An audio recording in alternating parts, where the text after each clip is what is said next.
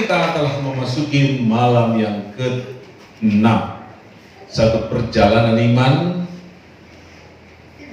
penelusuran atau juga rute rohani bagi kita semua. Semua kita pasti memiliki pengalaman unik, berkat-berkat spesial dalam doa-doa kita. Katakan amin. Sebagai lanjutan dari tadi malam, tapi saya beri judul saja yang berbeda untuk 4 poin ini, tindakan unik dari Roh Kudus. Ada 4 hal yang akan saya kemukakan tentang hal ini. Tindakan unik dari Roh Kudus. Haleluya. Roh Kudus itu memang aneh, ajaib, heran, dan luar biasa. Mari kita bersama-sama mengikuti alurnya, cara Roh Kudus bekerja, model dan gaya Roh Kudus itu berkiprah, agar supaya di dalamnya kita beroleh manfaat yang beragam. Haleluya. Guna yang bermacam-macam. Yang pertama dari tindakan unik dari Roh Kudus, nomor 1, Roh Kudus berbisik. Roh Kudus berbisik.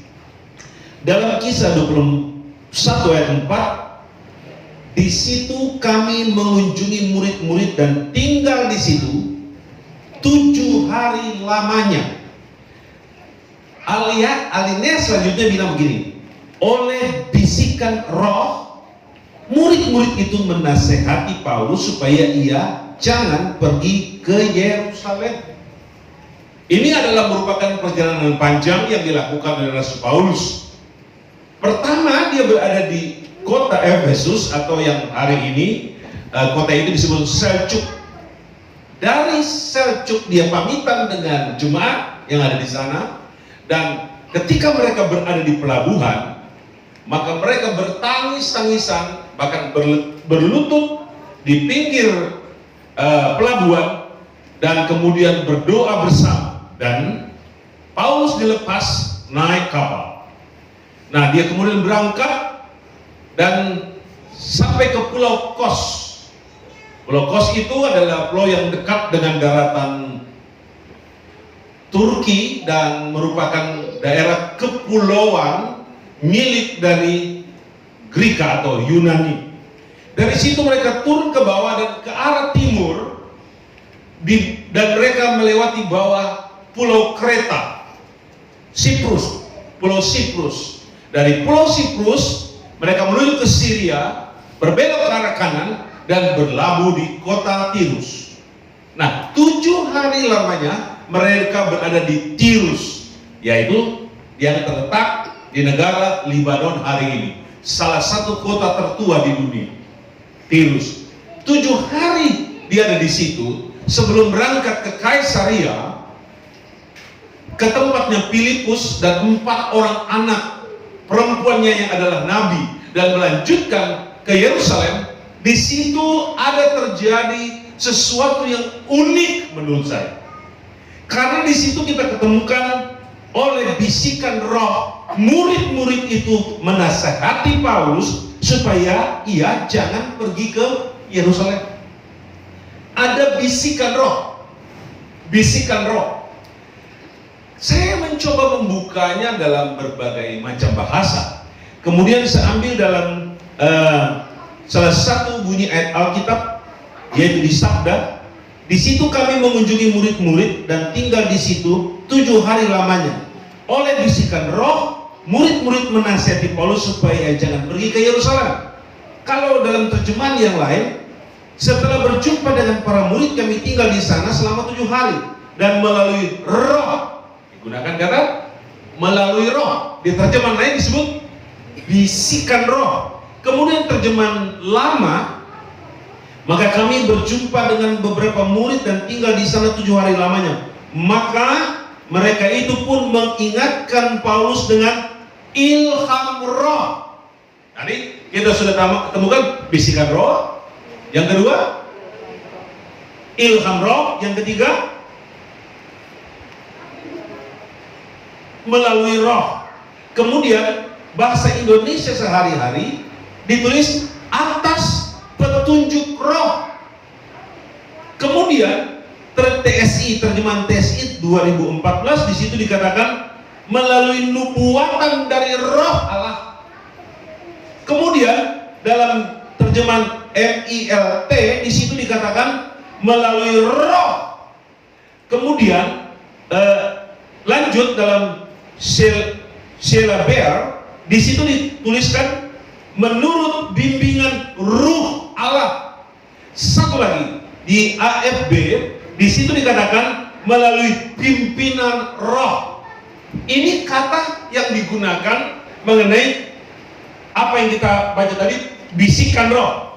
Dalam kesemuanya kita tengok dan kita lihat, kita baca bahwa semuanya menurut aturan, ilham melalui Roh, ilham Roh. Maka Paulus itu dinasehati jangan pergi ke Yerusalem oleh murid-murid. Kita ketemukan di sini sesuatu yang sangat berarti. Apa itu? Ternyata anak-anak Tuhan yang ada di Tirus adalah anak-anak Tuhan yang penuh dengan Roh Kudus, dipimpin oleh Roh Kudus dan diatur oleh Roh Kudus, sama dengan gereja akhir zaman. Gereja kita juga harus ada ilham Roh, harus ada bisikan Roh, harus melalui Roh, harus melalui petunjuk Roh Kudus dan ilham Roh Kudus. Yang setuju katakan amin. Kita disebut sebagai gereja Pentakosta di Indonesia. Artinya gereja ini sepenuhnya harus dikontrol, diatur, diarahkan oleh Roh Kudus. Jangan bilang saya orang Pentakosta, tapi kita menyepelekan pekerjaan Roh, kita tidak tunduk pada Roh, melawan Roh, dan tak patuh pada Roh Kudus. Orang Pentakosta DNA-nya sudah dari sononya, kita mesti berdasarkan apa yang Roh Kudus kasih tahu kepada kita. Katakan amin. Nah, betul yang terjadi setibanya di Yerusalem, ada di sana Nabi Agabus yang juga memperagakan sebuah praktek roh. Dia mengikat dirinya. Tak lama kemudian Paulus ditangkap, dibawa ke kota Roma, diadili di sana dan mati sebagai tawanan roh di sana. Haleluya. Mau mendengarkan bisikan roh atau bisikan makhluk halus? Atau bisikan tetangga? Tidak. Kita orang-orang Pentakosta, jemaat Tuhan, haleluya yang di luar, kita harus tunduk pada pengaturan Roh Kudus. Lambaikan tangan kita, haleluya. Nomor 2 dari judul kita, tindakan unik dari Roh Kudus. Yang kedua, Roh Kudus bersaksi bersama dengan kita. Siapa kita?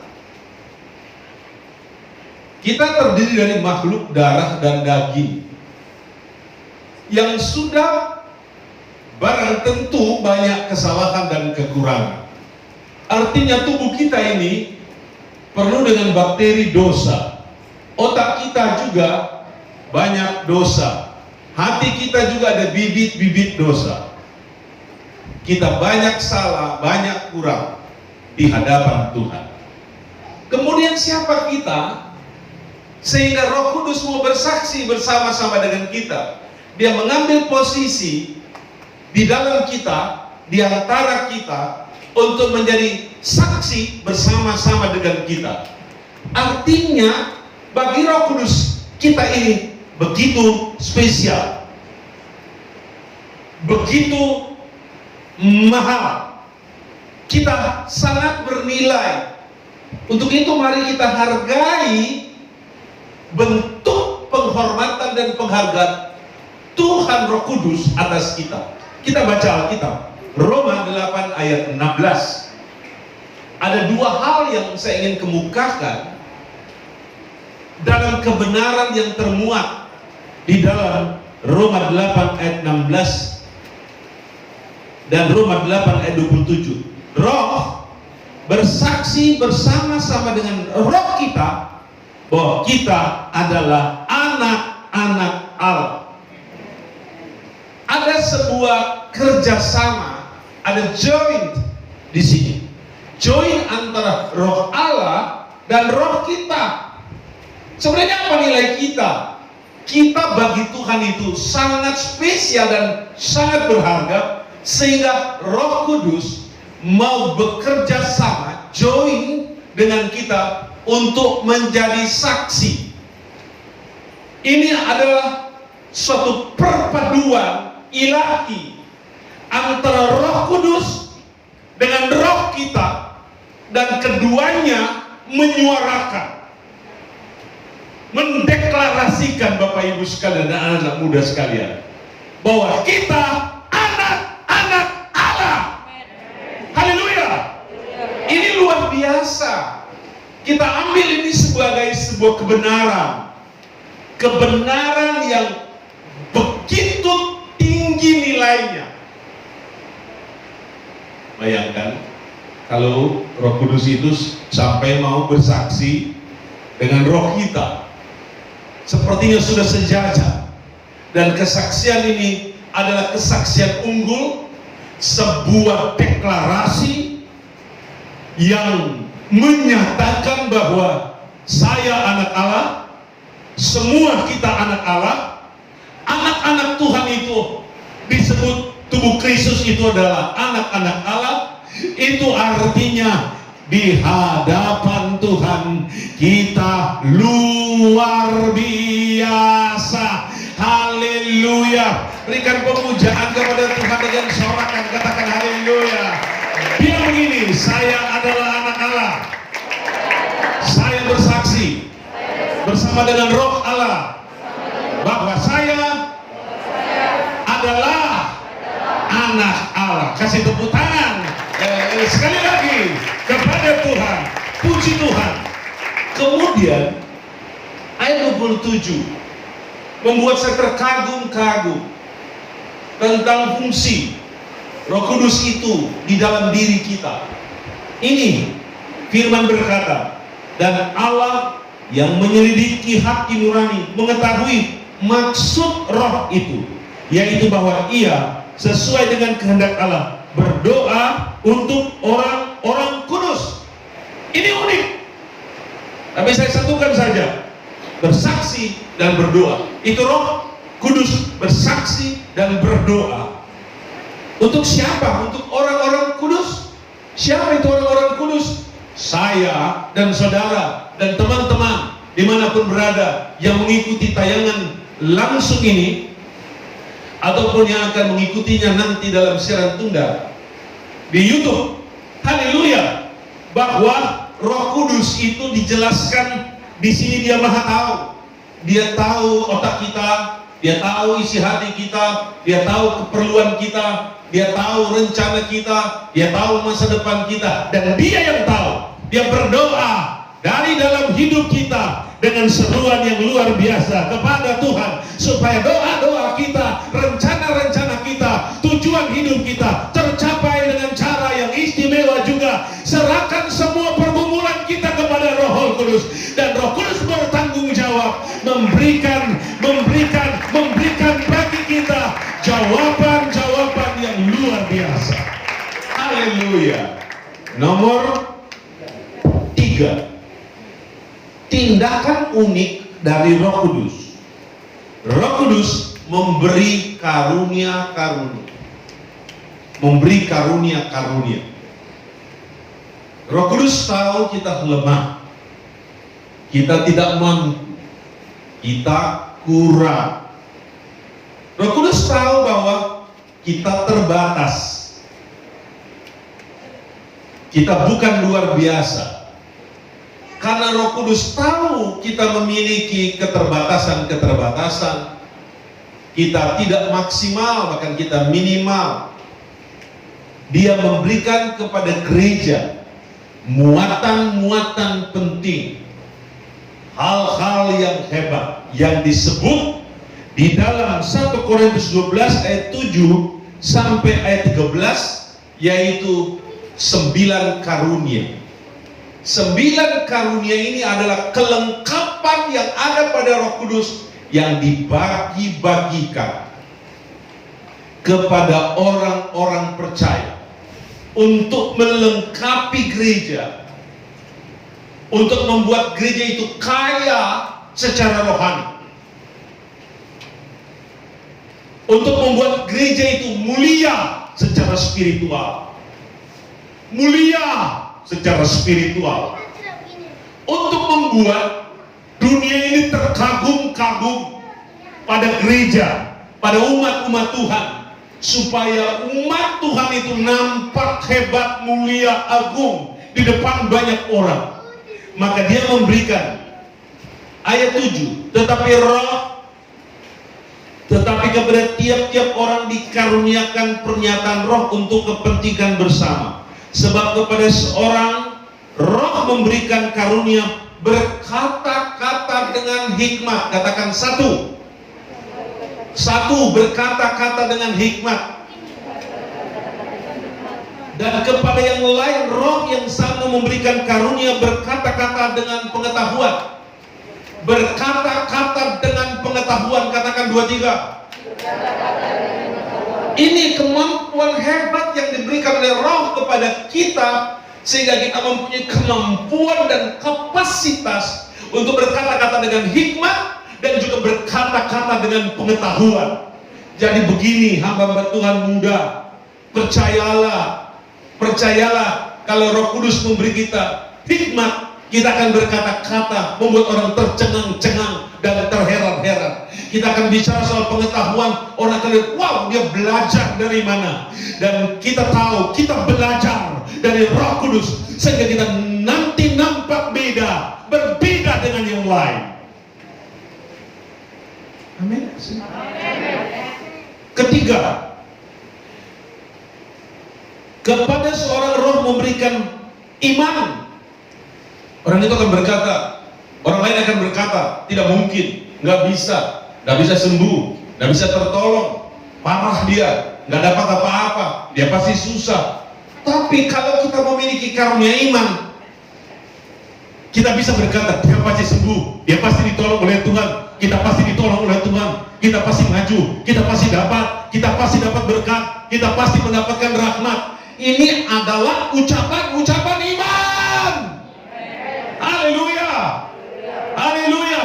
Jangan melemahkan kekuatan firman dan iman.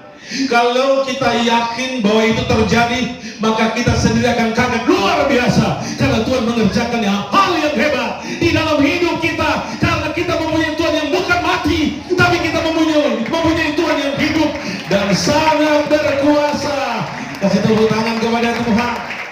Berikut, dan kepada yang lain yang memberikan karunia menyembuhkan. Haleluya. Ada orang dokter bilang tidak ada harapan lagi, tapi kemudian ada hamba Tuhan berdoa, dia jadi sembuh. Karunia menyembuhkan. Tidak ada yang mustahil bagi Tuhan. Yang kelima, kepada yang seorang roh memberikan kuasa untuk mengadakan mujizat. Jadi gereja diperkaya dengan hal-hal yang luar biasa. Gereja dimuliakan dengan hal-hal yang hebat. Hamba-hamba Tuhan yang kelihatan sederhana, dia bisa tampil dengan penampilan mujizat. Yang keenam, dan kepada yang lain yang memberikan karunia bernubuat. Ini yang harus nampak di gereja di hari-hari. Nubuat mulai dipinggirkan, bahkan kadang-kadang nubuat ditertawakan. Apakah nubuat itu sudah hilang dari gereja? Tidak, itu masih ada di dalam gereja. Apabila kita melihat gereja-gereja yang ada di Afrika, di Amerika Latin, pekerjaan roh di sana sangat luar biasa. Nubuat-nubuat sangat jelas. Berikut, kepada yang lain yang memberikan karunia membedakan bermacam-macam roh, dan kepada yang seorang yang memberikan karunia untuk berkata-kata dengan bahasa roh, dan yang kepada yang lain yang memberikan karunia untuk menafsirkan bahasa roh itu. Ada 9 hal itu, tapi semuanya itu dikerjakan oleh roh yang satu dan yang sama, yang memberikan karunia-karunia kepada tiap-tiap orang secara khusus seperti yang dikehendakinya. Haleluya. gereja diperkaya, dimuliakan, dibuat dahsyat dan hebat karena pekerjaan roh, maka kita mesti tunduk pada pekerjaan roh. Katakan amin dengan suara yang keras. Nah, dan yang terakhir sekarang,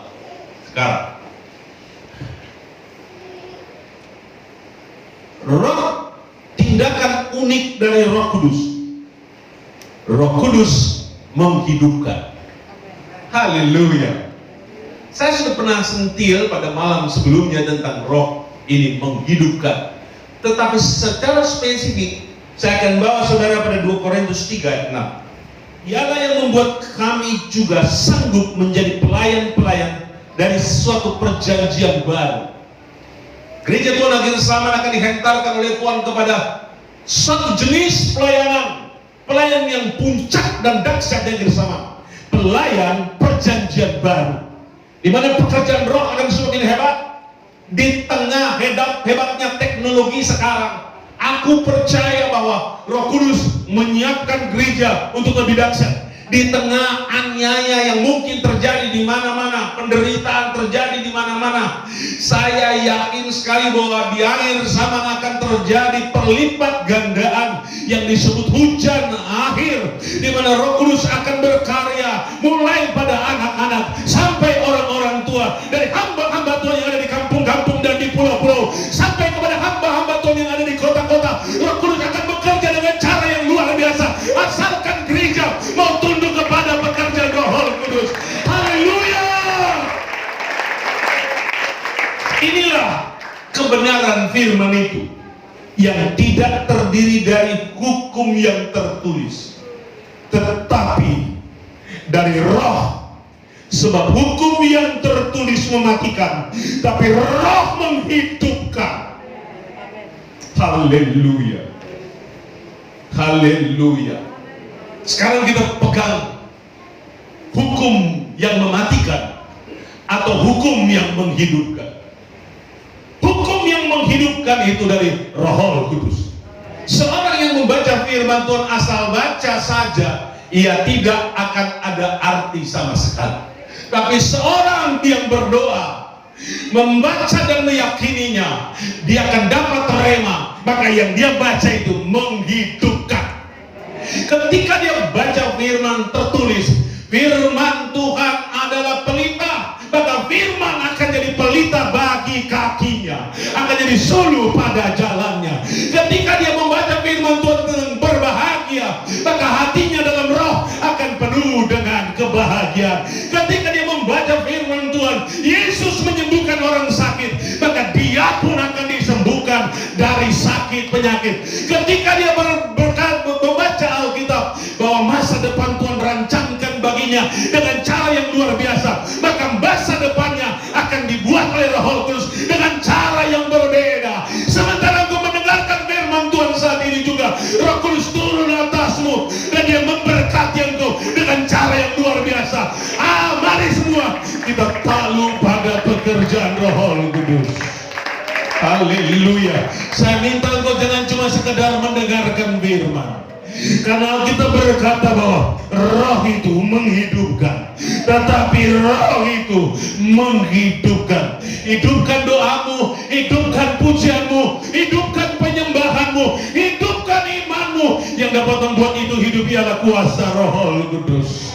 Jangan